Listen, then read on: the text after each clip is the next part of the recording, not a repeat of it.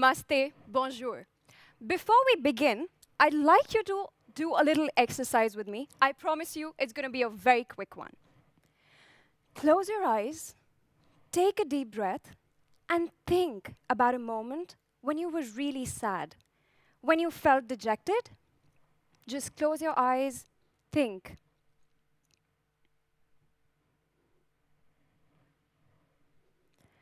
Slowly open your eyes again. I know that was a bit cruel, that was harsh, so I'm going to improve your mood by asking you to repeat this exercise, but this time we're going to think all happy things. Close your eyes, take a deep breath, and think about a moment when you were overjoyous, a day you'd like to live over and over again.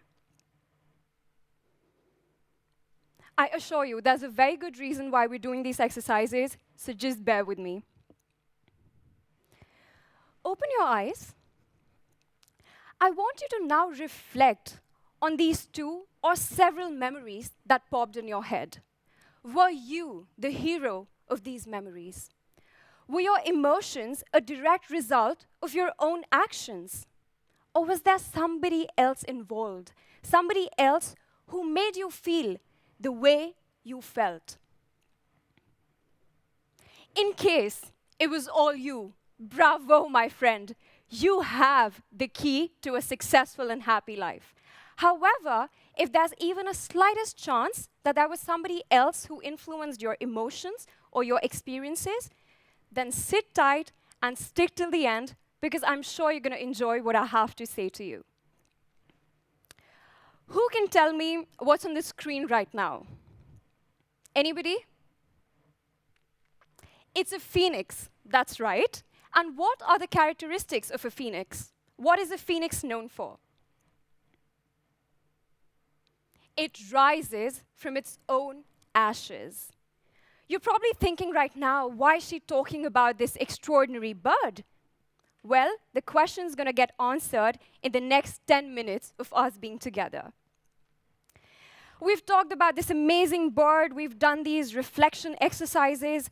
So let me get down to business and talk about something you all will relate to, the swipe culture. Twiddling our thumbs left and right, sometimes brainlessly, and many a times in vanity. This makes me come down to one conclusion, and only one conclusion about our generation. We are the quick generation. We want everything quickly. We want quick money, quick success, quick relationships, quick love. And unfortunately for us, we've forgotten what it's like to live in the here and now. We've forgotten what it's like to commit to one person or one thing. And note here, my friends, I'm not saying it's you. I'm saying it's us, because we're all a part of it. And this just makes me come down to one question. I ask myself, what if I had the chance to be committed to just one thing or one person in life? Who should that be, or what should that be with? My 2 cents on that, my friends. Swipe right on yourself. Applaud for yourself. Appreciate yourself. Hype up yourself. Why? Because nobody else is going to do it for you. And I'm sure you're probably thinking right now, what is all this talk about self-interest? Why is this girl telling us to be selfish? Well, I won't be surprised if this is what you're thinking right now, because all our lives, we've been conditioned to think that if we think about ourselves above anybody else, we are doomed. We are to be labeled as narcissistic, egoistic, or self-obsessed. But today, I ask you to challenge this very year-long conditioning. I ask you to challenge this thought process and move out of your comfort zone. And how can you do that? The mantra is right there in front of you, my friends. Me, myself, and I. You gotta believe in yourself, because like I said, nobody else is gonna do it for you. And even if people call you narcissistic or self-obsessed, I assure you, putting yourself first is great. It's in fact the best thing that you can do for yourself. But how did I ever come about realizing that I, me, myself was a great mantra? It's been a very personal journey for me, and I'd like you to now walk that journey with me. What you see on screen is me a couple of years back, a complete school nerd, my friends. I was laden with trophies, achievements, certificates. I was good at studies. I was getting amazing grades. I was also part of the student council. I was participating in dramas, debates, all that jazz. If you were to look from the outside, you would say, this girl is totally winning at school life. However, the sad part is that my need to be an achiever, my drive to be a high flyer, was unfortunately not mine. It stemmed from a very deep and dark bias of proving myself. There was a constant need I felt I had to prove myself to the people out there.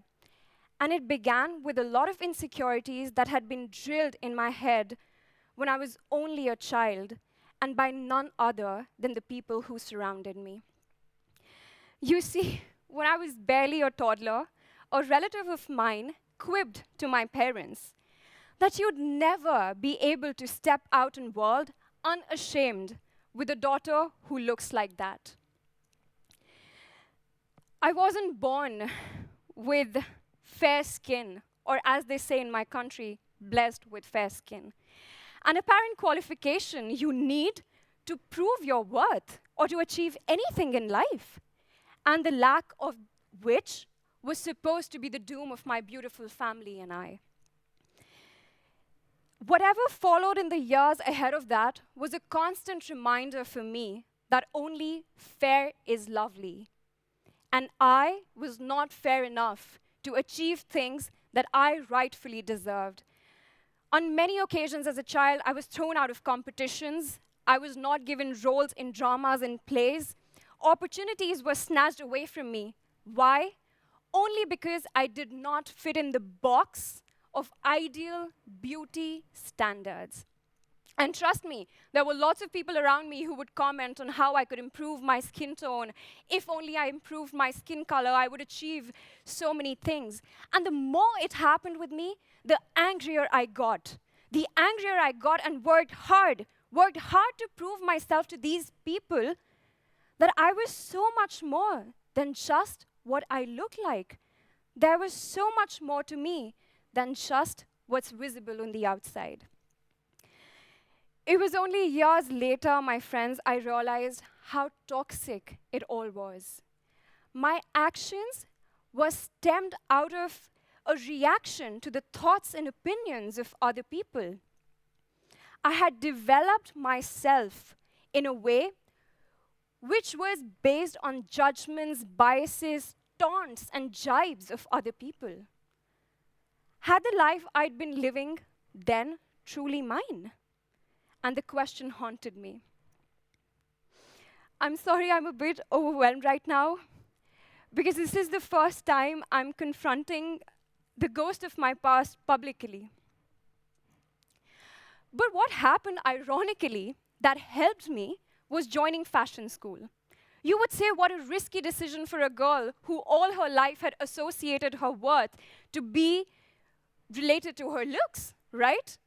Entering a domain, entering an industry which is infamous for causing body image issues. But ironically for me, this is exactly where I found out who I truly was. I was participating in fashion shows. I was part of fashion shoots. I also got casted in a TV ad, my friends. And this all made me fall in love with myself. For the first time in life, I was truly, truly in love with myself and what I was doing.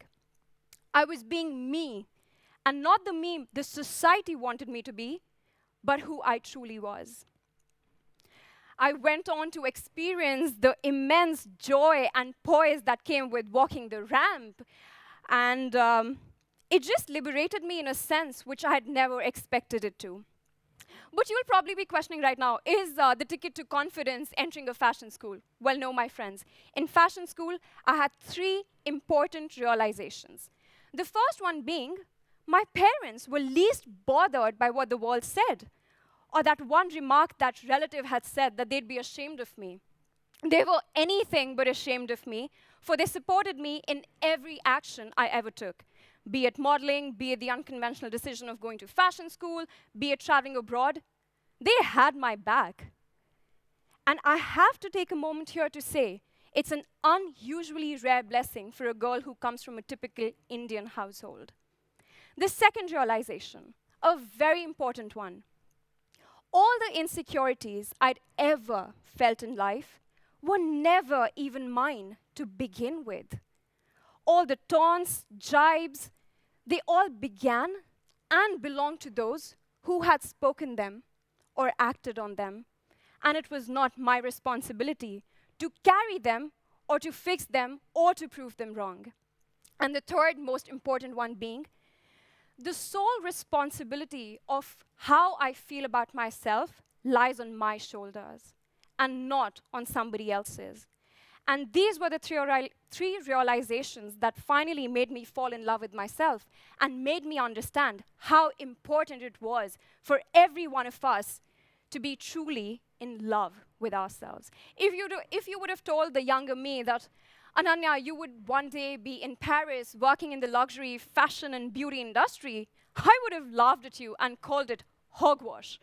I would have told you, that's definitely not possible. But here I am, my friends, standing right in front of you, being associated with brands like Christian Dior Couture, because I decided one day to take charge of my own life and live it how I wanted to live it. So why am I talking about this today? Why is it so important? Well, it's important because most of us today stand on a similar threshold of entering the job market as young graduates. And it's important for us to realize that our worth is not associated with the many rejections we get each day when we apply for new jobs. Our worth is not associated with what others think of us. So remember, my friends, remember to self-validate, self-applaud, self-advocate. Because once you're out there in the job market, nobody can talk about you like you can about yourself. And if you cannot present to the person in front of you the value you add or things that you bring to the table, you're doing yourself a big disservice. It's also very imperative for me to talk about this today and implore you to love yourself for a reason. And the reason being, if today you decide to love yourself, be comfortable in your own shoes, tackle all your insecurities, if we were to meet tomorrow or in the future, we'd be kind to each other. Most importantly, we wouldn't be projecting our insecurities onto each other. And we wouldn't shy away from throwing in a helping hand if the other is drowning. If only today we decide that we're happy and satisfied with where we are and who we are. So my friends, are you ready? Are you ready to be your own cheerleader? Are you ready to be your own cheerleader and unapologetically so? Take space, my friend. Take space and own it, because there isn't a room full of people waiting with pom-poms in their hand or confetti in their hand to throw at you, to celebrate you, your journey, your achievements. It's you who has to do that. And you're probably thinking, Ananya, it's very easy to stand on this stage and say all of these things. And you're right. It's going to be very difficult once you start this journey of self-love. But let me give you a tip which has helped me. Start with the most basic step. The step being, never belittle your own self. There are so many unkind experiences and people in the world who are ready to do it for you, but you shouldn't be the one doing it. Remember, never speak badly of yourself, for the warrior within hears it and is lessened by them. Today may not be good, my friend, but tomorrow will be. Tomorrow may not be good, but day after will be. It's not over. Tell your inner samurai, it's not over until I win. You see, I'm talking about all of these things, but the journey for me hasn't been easy either. Till today, I find myself knee-deep in worries, asking myself this ridiculous question, why not me? He has an incredible job, why not me? She has a loving boyfriend, why not me? Oh my God, they did such an amazing project, why not me? And you see, this why not me here sounds so self-depreciating. But what if I switched it around, just by the means of tone?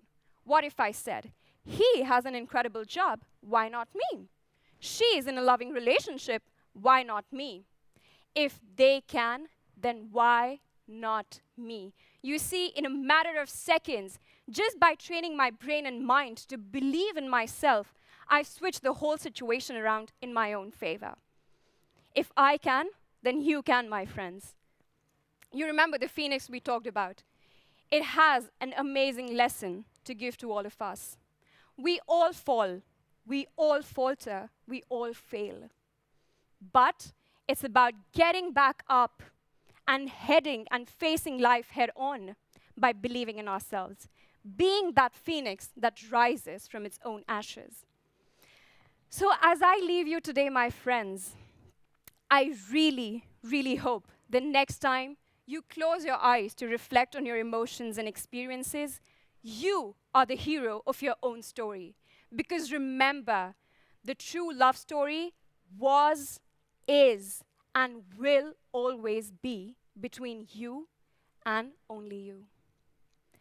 Thank you, merci, shukriya. This is Ananya Rajpoot signing off with today's centering thought. Aham Brahmasmi. True love begins with me.